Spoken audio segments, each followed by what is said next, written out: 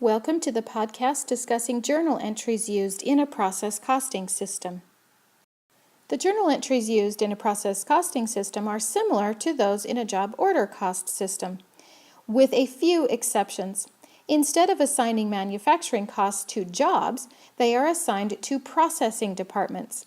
At the end of the month, a journal entry is made to transfer the costs of the completed units to the next processing department.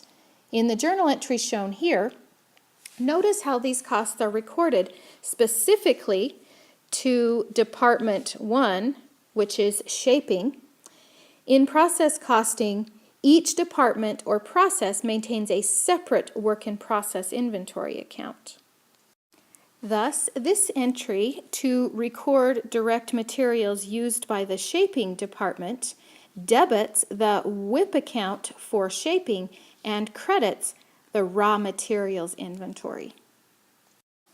Labor time records show that $21,250 of direct labor was used in Department 1 during October, resulting in the journal entry shown here with a debit to the work-in-process shaping account and a credit to wages payable.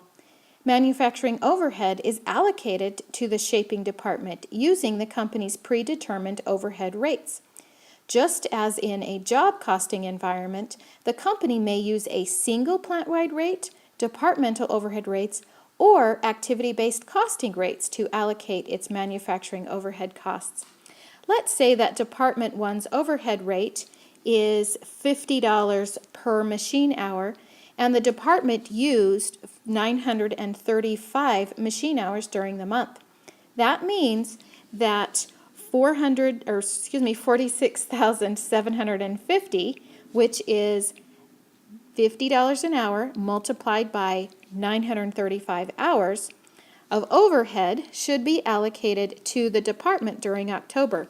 Thus, we debit the work-in-process WIP account for shaping, and we credit manufacturing overhead.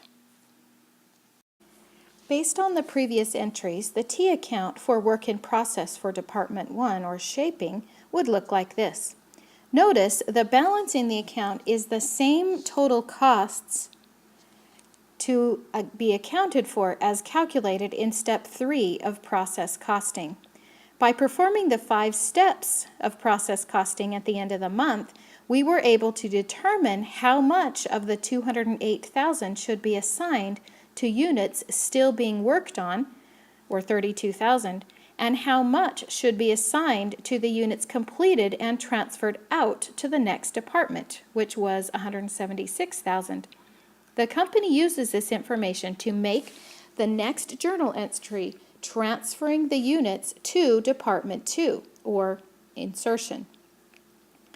As shown, the journal entry debits the next work-in-process account and credits the current work-in-process account.